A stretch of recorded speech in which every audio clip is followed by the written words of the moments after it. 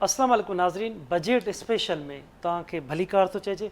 नाज़रीन, वफ़ाक़ी बजट जी तयारी तेज़ीअ सां जारी आहे। मुख़्तलिफ़ गौर वीचार इजलास कया पिया वञनि। जाती उमरा में पिणु हिकु अहम इजलास थियो आहे नून लीग जे सरबराह नवाज़ शरीफ़ जी सदारत में, जंहिंमें वज़ीर आज़म, नायब वज़ीर आज़म, वफ़ाक़ी वज़ीर सभु शामिल आहिनि। उन इजलास में पिणु इंतिहाई बजट जे हवाले सां इंतिहाई अहम ॻाल्हि बि ॿोल ऐं गौर वीचार कयो वियो आहे।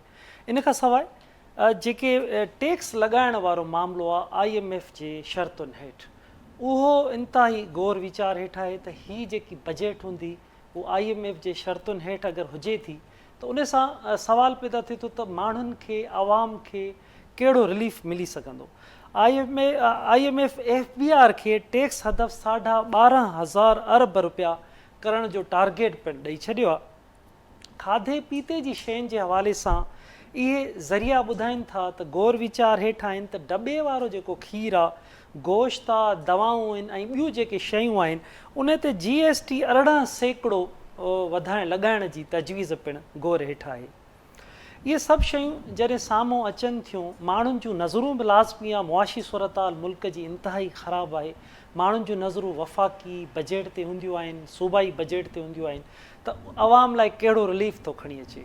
अगरि पघारूं वधनि थियूं सरकारी मुलाज़िम जूं 10 खां 15% या इन खां वधीक, त उन जे मोट में महांगाईअ ते ज़ाब्तो केतिरो अची सघे थो। IMF जे शर्तुनि हेठि अगरि हीअ सभु टैक्स लॻाया था वञनि, अॻे ई जीअं पेट्रोल जो मामिलो आहे उन में कुझु रुपया घटि बि थिए थो, त वरी इन खां अलावा ॿियूं जेके बिजली आहे उन जा अघ आहिनि, गैस आहे, मुख़्तलिफ़ इहे सभु शयूं हुजनि थियूं त आवाम इन शयुनि खे नज़र में रखे थो। खाधे पीते जी ख़ासि तौर ते शयुनि खे ग़रीब माण्हूअ जो, हिन मुल्क जे आम माण्हूअ जूं नज़रूं वफ़ाक़ी फ़ैसिलनि ते, ख़ासि तौर ते वज़ीर आज़म जे उन ऐलाननि ते हूंदियूं आहिनि त उहो आम माण्हूअ लाइ छा थो खणी अचे। असीं इन बजट जी तयारीअ जे हवाले सां, उन्हनि सरगर्मियुनि जे हवाले सां अॼु ॻाल्हि ॿोल कंदासीं। पंहिंजे बजट स्पेशल प्रोग्राम में असांखे जॉइन कयो आहे डॉक्टर नवेद अहमद शेख साहब आहिनि, मुआशी माहिर आहिनि, उन्हनि जॉइन कयो आहे।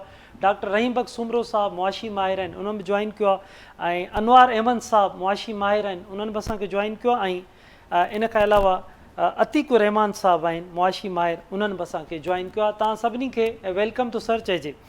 डॉक्टर नवेद साहब, ॻाल्हि ॿोल अगरि पाण वफ़ाक़ी बजट, सूबाई बजट या हिन वक़्तु वफ़ाक़ी बजट जी तयारी तेज़ी आहिनि, उन में टैक्स जो मामिलो बि तव्हांजे साम्हूं आहे, IMF जूं शर्तूं बि तव्हांजे साम्हूं आहिनि।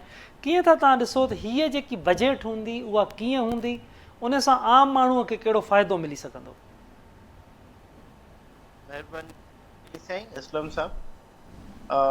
बजट बेसिकली हिकिड़ी एक्सरसाइज रही आहे हमेशह रेवेन्यूज़ ऐं एक्सपेंडिचर्स खे मैच करण जी, ऐं उन जे बारे में आम तासुर इहो हूंदो आहे त गवर्नमेंट पॉलिसी ठाहींदी आहे ऐं सॼे अॻे साल जा रेवेन्यूज़ ऐं जेके एक्सपेंडिचर एक्सपेक्टेड हूंदा आहिनि उन्हनि जो खातो ठाहे करे अवाम खे ॿुधाईंदी आहे ऐं पोइ गवर्नमेंट पार्लियामेंट मां अप्रूव कराए इम्प्लीमेंट कंदी आहे।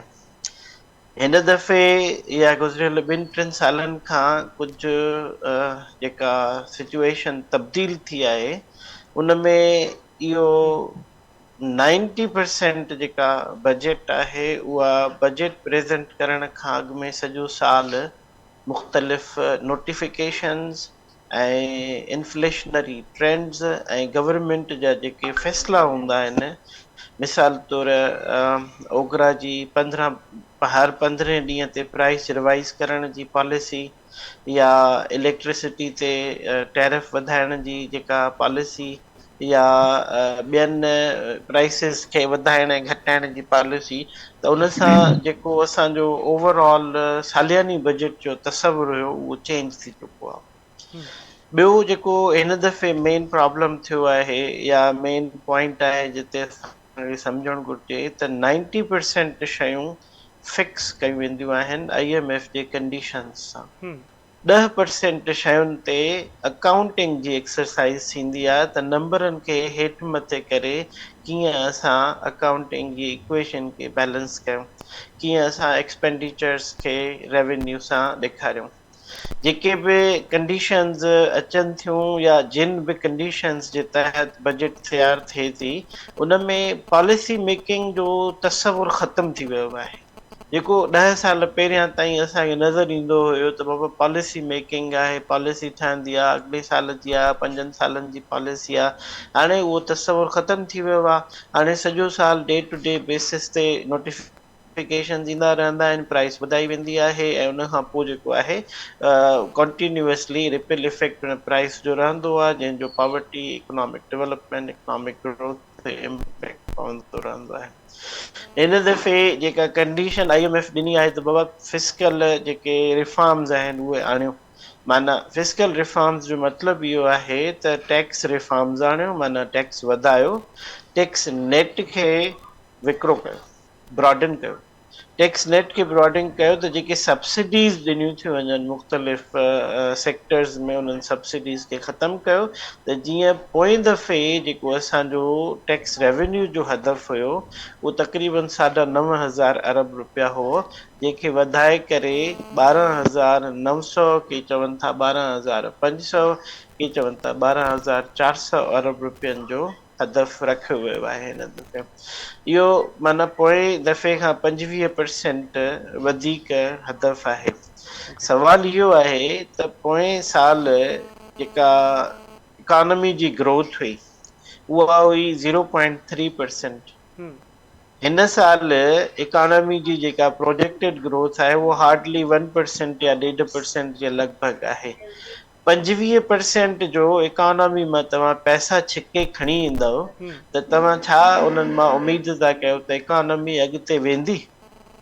हम्म, माना असां सादी इकोनॉमिक्स जॾहिं असां पढ़ंदा आहियूं त सादी इकोनॉमिक्स में बि असांखे इहा शइ सम्झ में ईंदी आहे त गवर्नमेंट जॾहिं पैसा ख़र्च कंदी आहे इकॉनमी ते त उन सां जॉब्स वधंदियूं आहिनि, प्रोजेक्ट्स ईंदा आहिनि, माण्हुनि वटि पैसा ईंदा आहिनि, थोरी घणी ख़ुशहाली ईंदी आहे।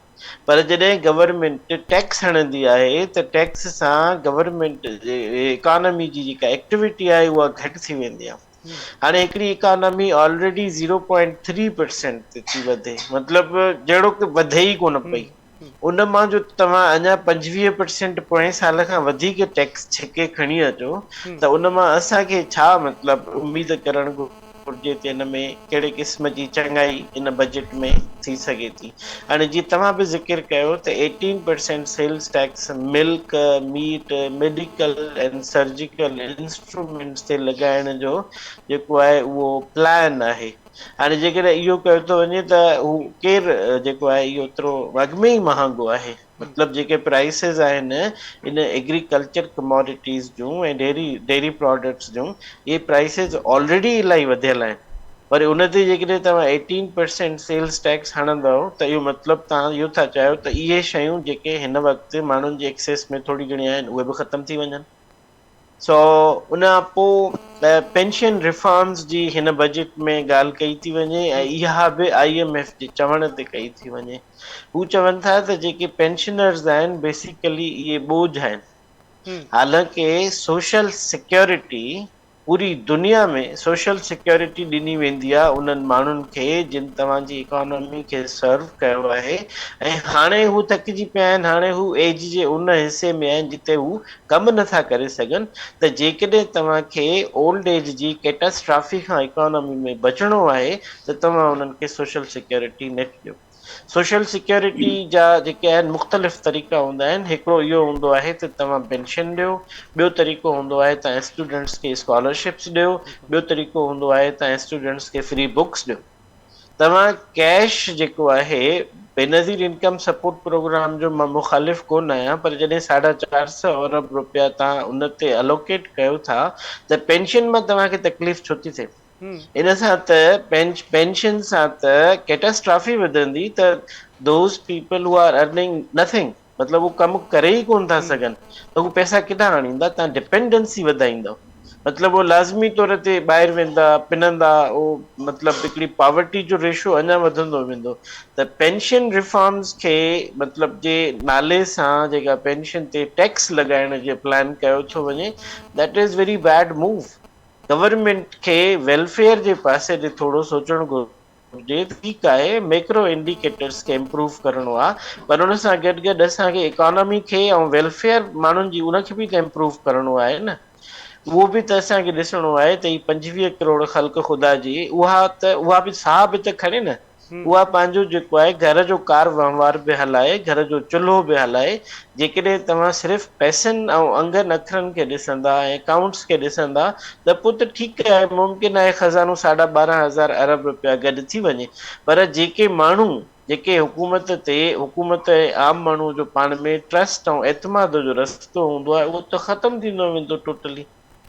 सो अहिड़े क़िस्म जूं शयूं प्लस में तव्हां इहो बि ॾिसो त हिन दफ़े जेका बजेट ईंदी, उहा बजेट असल में जुलाई में जेको IMF सां स्टाफ लेवल एग्रीमेंट जी जूं उमेदूं आहिनि त इहो फाइनल थींदो, जंहिंजूं ॻाल्हियूं मार्च में हिन साल ई जेको आहे फेबरवरी ऐं मार्च में थियूं आहिनि।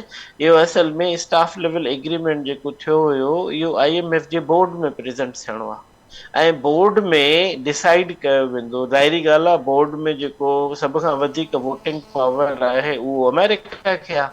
त माना हिन बजेट खे पाकिस्तान जी जियो पॉलिटिक्स सां बि लिंक कयो वेंदो त छा IMF जूं कंडीशंस एज़ इट इज़ उन तरीक़े सां इम्प्लीमेंट कयूं थियूं वञनि ऐं उहे हदफ़ जेके जियो पॉलिटिकल हदफ़ आहिनि उहे अचीव थियनि था या नथा थियनि।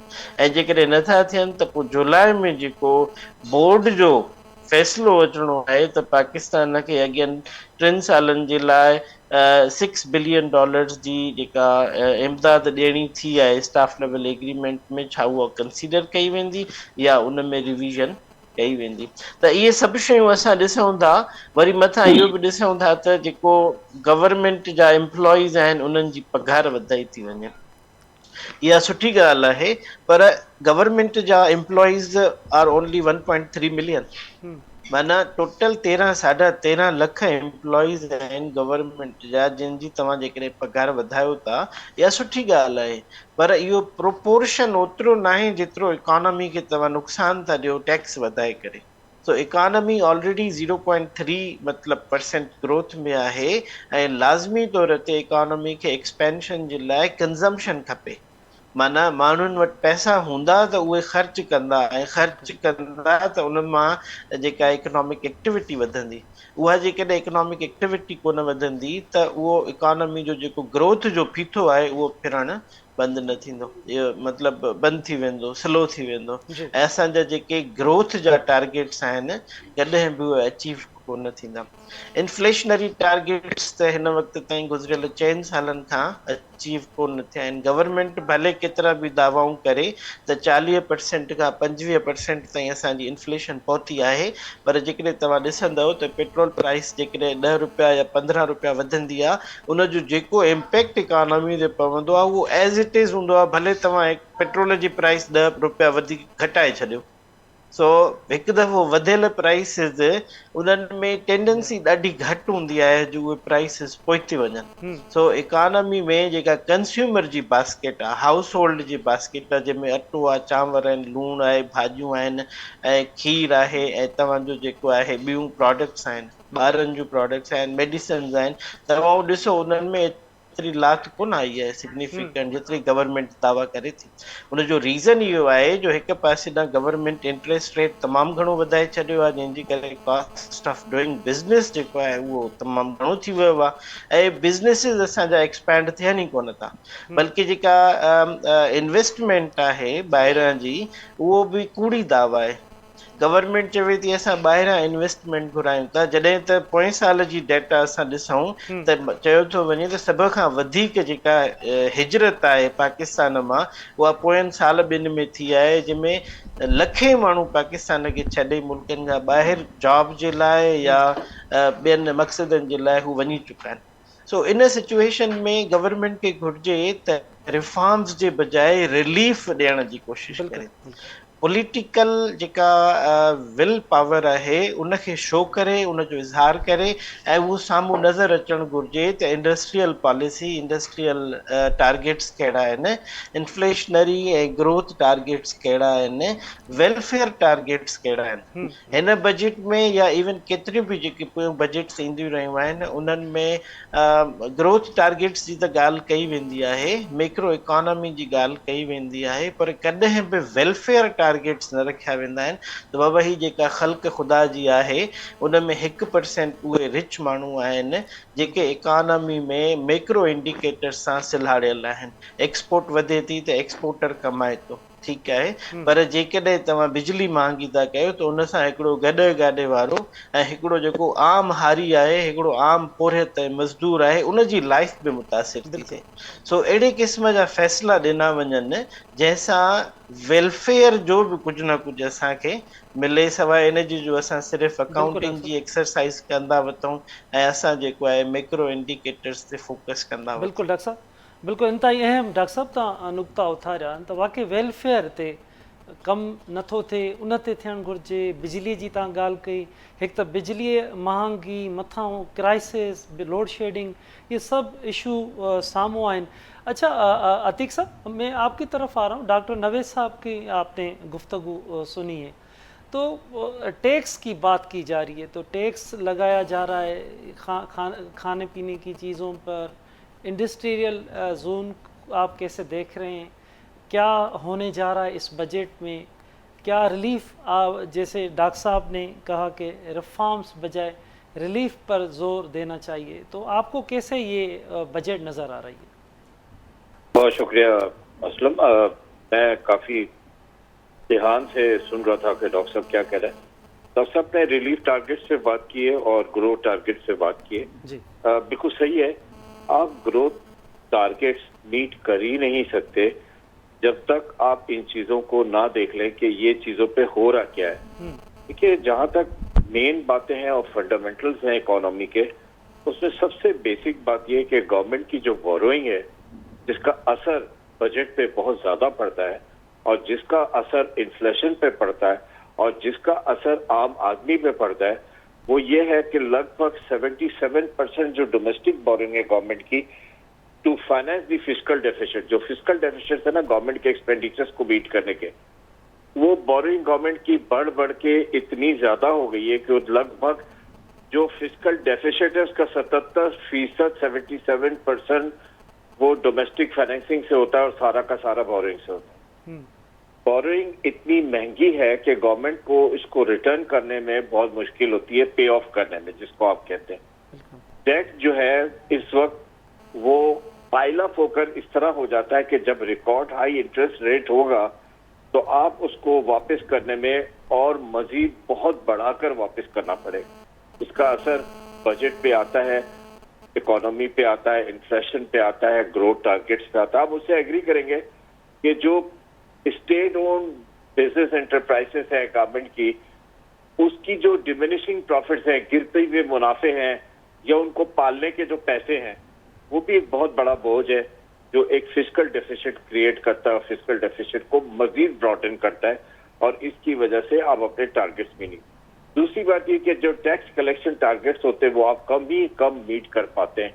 आप हमेशा देखते हैं कि वो जो टारगेट्स हैं वो मीट नहीं हुए, हर साल कहा जाता है, या अगर मीट भी होते तो वो एडवांस टैक्सेस लेकर के मीट है। देखिए, होना ये चाहिए कि जो हमारे एग्रीकल्चर का सेक्टर है या रियल एस्टेट का सेक्टर है या होलसेल एंड रिटेल का सेक्टर है, उस पर काम किया जाए। उनकी कंट्रीब्यूशन जो जीडीपी के तहत उनकी कंट्रीब्यूशन है, मैं एक एग्जांपल देके आपको बता दूंगा, और वो एग्जांपल ये है कि आप रिटेल सेक्टर में हमारे देखें कि हमारे रिटेल सेक्टर का जीडीपी पे 18% का कंट्रीब्यूशन है।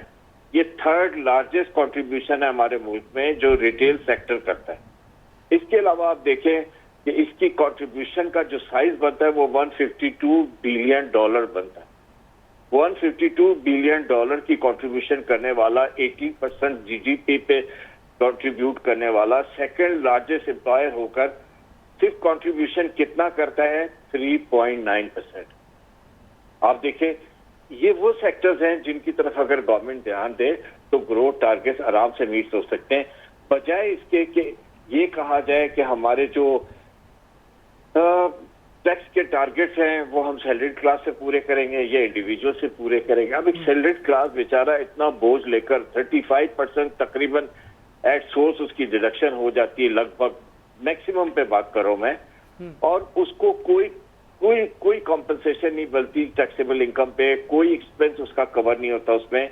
और आप देखें ये एक प्रेशर है टैक्सेबल इनकम पर जो लोगों को तंग कर रहा है, और इसकी वजह से लगभग कोई 8 लाख लोग सालाना मुल्क छोड़ के चले जा रहे हैं। सैलरी का टैक्स है वो रैशनलाइज करने की सख्त जरूरत है। ये एक आम आदमी की बात है। इसको देखें तो आप देखें, ये आपका जो सिर्फ सैलरी पे टैक्स देने वाला है, जो सैलरी क्लास है, ये इंडिविजुअल है, वो आपके एक्सपोर्टर और रिटेलर से ज्यादा टैक्स देता है। अगर इनको कंबाइन भी कर लें एक्सपोर्टर और रिटेलर से, तो इससे भी ज्यादा टैक्स सैलरी क्लास देती है। लेकिन ये कितना बड़ा जुल्म है कि आप सैलरी क्लास के टैक्स को बढ़ाते चले जाएंगे, और जितना उनकी इनकम बढ़ती चली जाएगी या उनकी प्रमोशन होगी, वो टेक होम नहीं कर सकेंगे। वो क्या होगा कि उनका जो है स्लैब्स बढ़ती चली जाएंगी या स्लैब्स चेंज होती चली जाएंगी, और जितने उन्होंने प्रमोशंस ली होंगी वो प्रमोशंस उनको इस बात पे मतलब उस तरफ लेकर जाएगी कि वो टेक होम कम से कम लेकर जाएंगे, क्योंकि उनकी टैक्सेबल इनकम बढ़ती चली जाएगी। मैं ये कहने की कोशिश कर रहा हूँ। आखिरी बात जो सबसे ज्यादा, जिससे मैं सबसे ज्यादा एम्फसाइज करता हूँ, आर यू विथ मी? आप सुन रहे हैं मेरी बात? जी जी बिल्कुल बिल्कुल अतीक साहब। डायरेक्ट और इनडायरेक्ट टैक्सेस। देखिए इंसिडेंस ये है कि डायरेक्ट टैक्स जो है वो बढ़ता चला जा रहा है और इनडायरेक्ट टैक्स जो है वो घट नहीं रहा जी। या यूं ले लें इस बात को कि इनडायरेक्ट टैक्स बढ़ता चला जा रहा है और डायरेक्ट टैक्स कम बढ़ नहीं रहा, सिर्फ इनडायरेक्ट टैक्स बढ़ रहा है। अगर आप इनडायरेक्ट टैक्स को बढ़ाएंगे तो 82% पे तो आपका इनडायरेक्ट टैक्स है। हर आदमी इनडायरेक्ट टैक्स पे करता है और उसका बोझ एक आम आदमी पर आता है। मैं भी सैलरी क्लास इंडिविजुअल की बात कर रहा था। आप सबको ले लें, जो इतने लोग हैं, सब पर असर आता है इनडायरेक्ट टैक्स का। अगर इनडायरेक्ट टैक्स को आप रिड्यूस नहीं करेंगे और डायरेक्ट टैक्स को नहीं बढ़ाएंगे तो इकोनॉमी पे इसका बहुत गलत असर पड़ेगा और इकोनॉमी बूस्ट नहीं हो पा रही। किसी भी सेक्टर में इकोनॉमी बूस्ट नहीं हो पाएगी अगर आप इनडायरेक्ट टैक्स को रिड्यूस नहीं करेंगे और डायरेक्ट टैक्स को नहीं बढ़ाएंगे। ये अगर ऐसा करेंगे तो इस तरह सेविंग बढ़ जाएगी। सेविंग बढ़ाने में कामयाब होंगे और जब सेविंग बढ़ेगी तो लाभ वाला हर आदमी की इन्वेस्टमेंट भी बढ़ेगी और हायर इकोनॉमिक एक्टिविटी जो है ना वो सामने आ सकेगी। अब देख रहे हैं जो हो रहा क्या है, कितने बजट आते हैं और चले जाते हैं, लेकिन हायर इकोनॉमिक एक्टिविटी हमें कहीं नजर नहीं आती। और जैसे कि पिछले बात हुई कि जो इकोनॉमिक एक्टिविटी है वो बुझी बुझी सी है और उसमें कोई रिलीफ मेजर्स नजर नहीं आते। तो बहुत ज्यादा जरूरी है ये 2-3 पॉइंट जो मैं समझता हूँ इम्पोर्टेंट है कि ये कर्ज का बोझ जो टैक्स पर है इसको कम किया जाए, चाहे डोमेस्टिक हो चाहे एक्सटर्नल हो, और साथ ही साथ सैलरी क्लास को इस बोझ से निकाले। और तीसरी बात ये कि डायरेक्ट एंड इनडायरेक्ट टैक्स का जो डिफरेंस है उसको दूर किया जाए। बिल्कुल अतीक साहब, बिल्कुल इंतहाई अहम बात आपने बताई और इंतहाई अहम थी, बहुत शुक्रिया। अनवर साहब, आप अतीक साहब की बात सुने, डॉक्टर नवेद साहब की बात सुने, तो ये वफाकी बजट की तैयारी तेज़ी से जारी है, टैक्सेस की बात की जा रही हैं और IMF के शराइत के ऊपर बहुत सारी तजवीज़ात आ रही हैं उनके प्लानिंग के नीचे।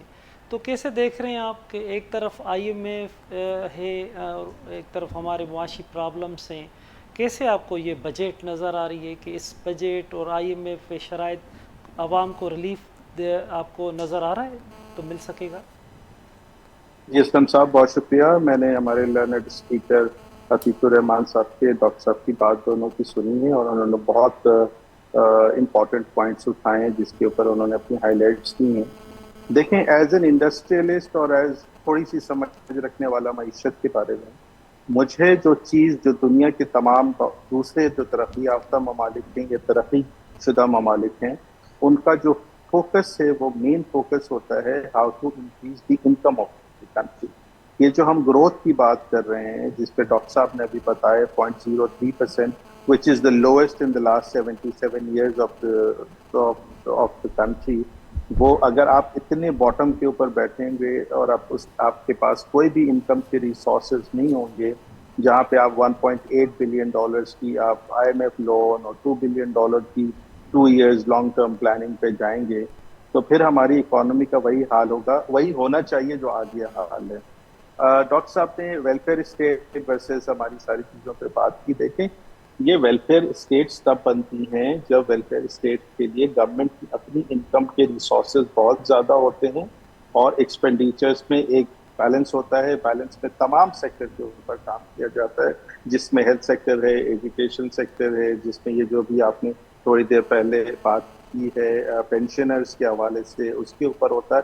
तो these are all the departments of welfare जहाँ पे तमाम चीज़ों पर देखी जाती है, और जिन्होंने अपनी जिंदगियां लगाई होती है और आखिरी वक्त में जब वो इनकम नहीं कर पा रहे होते और उनको वेलफेयर से भी महरूम कर दिया जाए, तो ये तो इससे ज़्यादा और the lowest point of a country हो नहीं सकती है।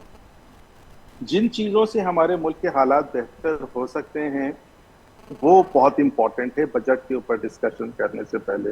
वो इम्पोर्टेंट ये है कि जिस रेशो ऑफ रेट के साथ हमें हर साल अपनी ग्रोथ एक्सपोर्ट पे आनी चाहिए, जिस तरह हमारे पास इस वक्त एफडीआई ऑलमोस्ट जीरो है, फॉरेन डायरेक्ट इन्वेस्टमेंट तो ऑलमोस्ट बिल्कुल जीरो है, कुछ नहीं आने के बराबर है, जिससे आपकी साइकिल ऑफ इकोनॉमी चलती है, साइकिल ऑफ आपकी तमाम जो है यहाँ पे जॉब क्रिएशन होती है, साइकिल ऑफ कंस्ट्रक्शन होती है, साइकिल ऑफ नेटवर्क होती है, तमाम चीजें मूव करती है। It is at a standstill, complete halt पे आई हुई, रुकी हुई है। जो लोकल इंडस्ट्रीज हैं जिन्होंने ये व्हील को चलानी अगेन, उनके लिए जैसे अतीक साहब ने भी कहा और हम सबको पता है कि स्टेट बैंक की जो मॉनेटरी पॉलिसी है which is condition by the IMF कि जी आप अपनी ग्रोथ को नहीं बढ़ाएंगे, आप अपनी एक्टिविटीज को नहीं बढ़ाएंगे, जिसकी वजह से आज हम 22% के ऊपर बैठे हुए हैं।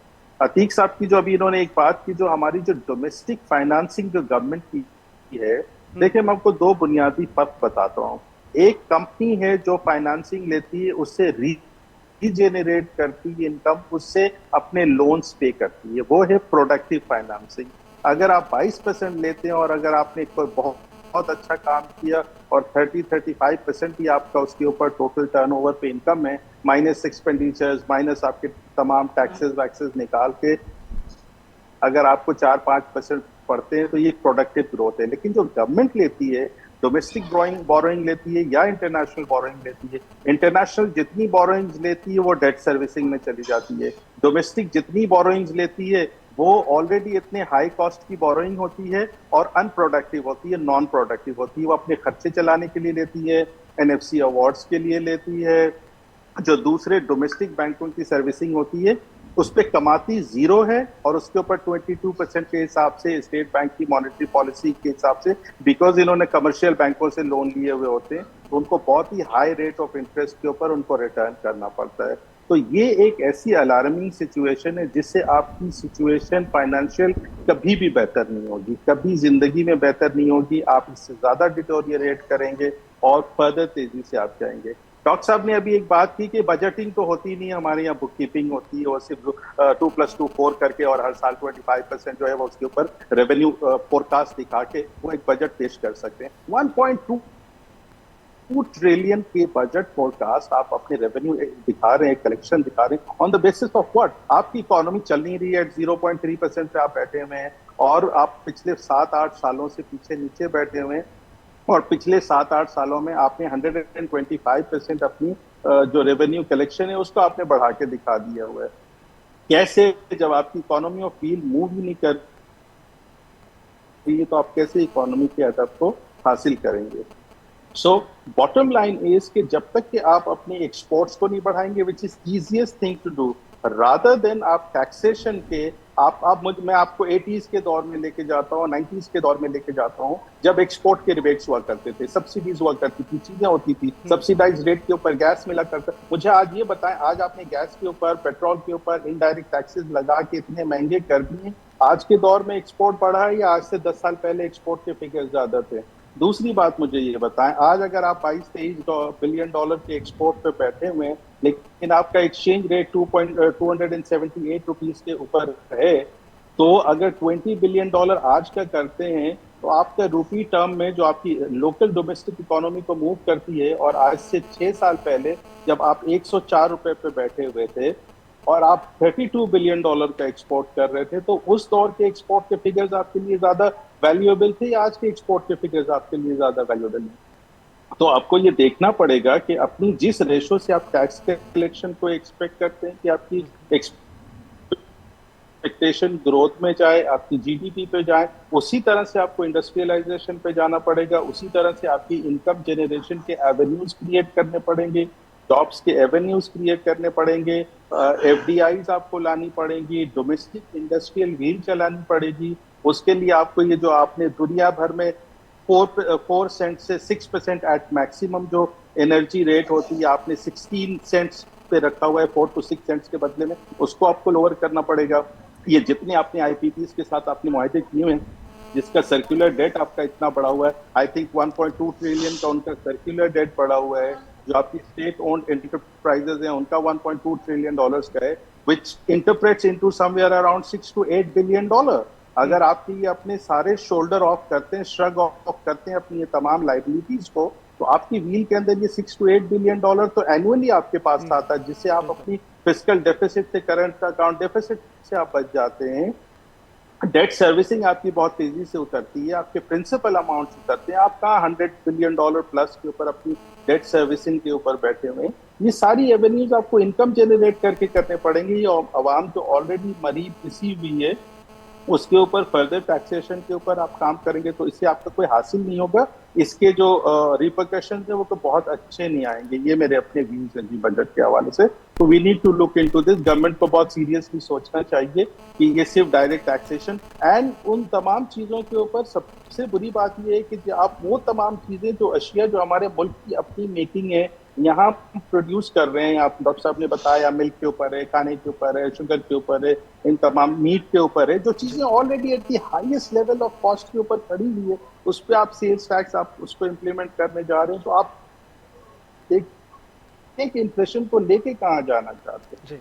तो अब they seriously need to look into their own system of how they're actually progressing on the budget। अगर सिर्फ चाहते हैं कि जी अब आपको IMF को खुश करने के लिए जी हम ये तमाम चीजें कर दें और उनके सामने दिखा दें कि हमारी एक्चुअल टैक्स कलेक्शन 400 बिलियन की भी नहीं है और हम 1.2 ट्रिलियन की टैक्स कलेक्शन दिखा रहे हैं, इससे मुल्क को कोई फायदा नहीं पहुंचने वाला है। जी बहुत शुक्रिया। बिल्कुल बिल्कुल अनवर साहब, बिल्कुल आप ठीक कह रहे हैं। सेल टैक्स अगर आम लोगों की जो चीज़ें हैं, गोश्त है, दूध है, दवाई हैं, लाजमी उन पर अगर 18% लग जाता है तो वो सारा बोझ तो आम लोगों के ऊपर ही आएगा, वो रिलीफ तो ना हुआ।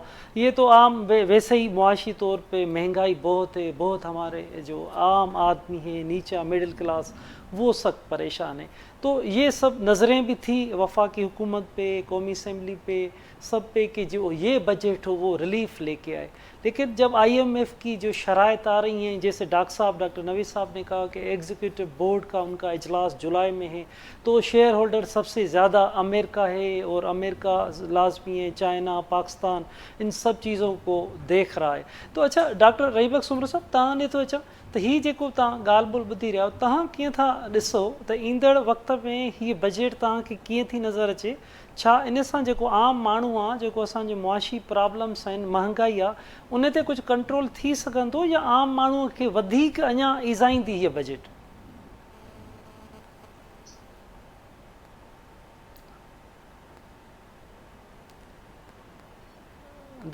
डॉक्टर साहब तव्हां मैंने खे पंहिंजो अनम्यूट कजो, तव्हांखे ॿुधी न पिया सघूं। जी जी हाणे आवाज़ तव्हांखे? जी जी डॉक्टर साहब अचे थो। जी सर, हा ॾिसो बजट जेका हिकिड़ो निशानदेही कंदी आहे तव्हांजी मईशत जी हालत कहिड़ी आहे।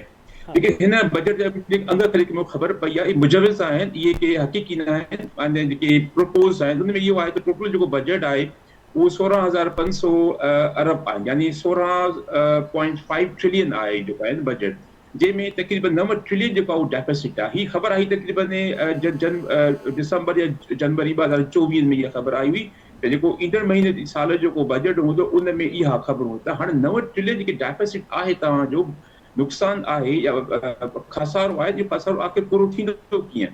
हाणे इन खसारे पूरे करण जा कुझु ॿिया तरीक़ा आहिनि। हिकिड़ो त इहो तव्हां एक्सपोर्ट्स वधायो, एक्सपोर्ट वधाए करे तव्हां उन मां पैसा कमाए करे ऐं पंहिंजे बजट जे इन खसारे खे पूरो कयो। हाणे एक्सपोर्ट वधाइण त ॾाढो ॾुखियो ॻाल्हि आहे, छो जो तव्हांजी जेका जेको तव्हांजे वक़्तु आहे उहो 1.3 समथिंग तव्हांजो जेको आहे उहो प्रोडक्शन आहे, त उन में ज़ाहिर आहे एक्सपोर्ट वधीक कोन थी सघे। हाणे एक्सपोर्ट वधाइण लाइ तव्हांखे जेके यूटिलिटीज़ प्राइस आहिनि उहे घटि करणी पवंदियूं। नंढी मां ख़बर तव्हांखे ॾींदो हलां त जेके इलेक्ट्रिक प्राइस आहिनि उहे तक़रीबन 71% जेको आहे 2023 खां अप्रैल 2023 खां हिकु महीने ताईं वधियूं आहिनि 71%। ऐं तव्हां जेके परेशान थी गैस प्राइस आहिनि उहे तक़रीबन 318% जेको आहे अप्रैल 2023 खां वधियूं आहिनि। हाणे उन खां पोइ जेको इंट्रेस्ट रेट आहे उहो 22% आहे। हाणे ॿुधाए थो इन हालतुनि में असां एक्सपोर्ट खे कीअं वधाए सघंदासीं? ज़ाहिर आहे एक्सपोर्ट मुमकिन ई कोन्हे। ज़ाहिर आहे तव्हां जेका कास्ट ऑफ डूइंग बिज़नेस आहे उहो एतिरी वधी थी वञे त जेको इम्पोर्ट जेको ॿाहिरि अचे थो ॿाहिरां जेके ख़ासि चाइना उनजे मुक़ाबले में असांजे एक्सपोर्ट सां मुक़ाबिलो करे ई कोन थी सघे, त नतीजे में असां जेको बैलेंस ऑफ पेमेंट आहे उहो काफ़ी नेगेटिव पियो रहे। त हाणे इहो दर बि असांजो बंदि थी वियो। ॿियो जेको दर आहे उहो आहे रेमिटेंसिस, जेके ॿाहिरि वञी माण्हू केरु कमाए करे पंहिंजे घर में पंहिंजे जेका फैमिलीज़ खे मोकिलनि था, त इहे बि रेमिटेंस अक्सर काथे नॉर्मल हूंदी सवाइ ईद वाया के ख़ासि ईअं थियनि था त रेमिटेंस कुझु हजम वधी वेंदो आहे, न त इहो साॻियो ई रहंदो आहे। यानी रेमिटेंस बि इन मसइले जो हल कोन्हे। ॾिसो हिकु तरफ़ तव्हां जेके एक्सपोर्ट्स आहिनि उहे तक़रीबन 3 खां 25 बिलियन डॉलर्स आहिनि ऐं तव्हांजो जेके रेमिटेंस बि तव्हांजो ओतिरियूं आहिनि। यानी हिकु तरफ़ जेको आहे तो तक़रीबन जेके 70-80 लख माण्हू ॿाहिरि रहनि था, उहो बि एतिरो था कमाइनि पाकिस्तान में जेतिरो तव्हांजा तक़रीबन 24 करोड़ माण्हू कमाइनि था। त हाणे इन मां ॾिसो त मुल्क में असांजो केतिरो इन में असां पोइते आहियूं। पोइ टियों जेको तरीक़ो आहे उहो आहे टाइम टैक्सिस। सो इन हवाले खां काफ़ी जेके मुंहिंजा दोस्त हिते वेठा हुआ, डॉक्टर साहब ऐं ॿिया जेके दोस्त में जेके मोज़िस में उन बि काफ़ी ॻाल्हायो त टैक्सिस जेके आहिनि हिकिड़ो टियों ज़रियो आहे। हाणे टैक्सिस में डायरेक्ट इंडायरेक्ट ॿ थी वञे त इंडायरेक्ट टैक्स तव्हां अॻिले ॾींहुं केतिरी हणी सघिबो आहे। जॾहिं तव्हां हिकिड़ो पेट्रोल जो 1 लीटर वठो था त उहो तक़रीबन 280 आहे, इहो आहे। त यानी उन में अधु जेको आहे तव्हां टैक्स बि मद में ॾियो था, अधु तव्हांखे पेट्रोल जी क़ीमत आहे। एतिरियूं वधीक टैक्सिस आहिनि। त उन हवाले खां असां जेके डायरेक्ट टैक्स जी ॻाल्हि कयूं था त डायरेक्ट टैक्स अहिड़ो तरीक़ो आहे जंहिंसां तव्हां लेकिन से पंहिंजो जेको इहो जेको शॉर्टफॉल आहे, जेको डेफिसिट आहे, उहो ख़तमु करे सघो था। पर मसइलो इहो आहे त माण्हू टैक्स ॾियनि छो था? सवाल इहो अक्सर जेके वज़ीर मुशीर इहा ॻाल्हि कंदा आहिनि माण्हू टैक्स ॾियनि कोन था। पोइ माण्हू टैक्स इनखे नथा ॾियनि, तव्हां उनखे ॾिनो छा आहे रिटर्न में? हिकिड़ो सोशल कॉन्ट्रैक्ट थींदो आहे, हिकिड़ो समाजी मुआहिदो थींदो आहे हुकूमत ऐं अवाम जे दरमियान। उन समाजी मुआहिदे मुताबिक़ इहो हूंदो आहे त तव्हां असांखे टैक्स ॾींदो, अन टैक्सिस मां असां रिटर्न में तव्हांखे असां फलाणी ज़रूरतूं आहिनि इहे पूरी कंदासीं। मिसाल सिहत आहे, तालीम आहे ऐं उन खां पोइ रोज़गार आहे, ॿियूं जेकी ज़रूरतूं उहे सभु स्टेट तव्हांजी पूरी कंदियूं। छा इहा स्टेट पूरी करे रहियूं आहिनि? असां जेका उनखे जेका टैक्स ॾेई रहिया आहियूं।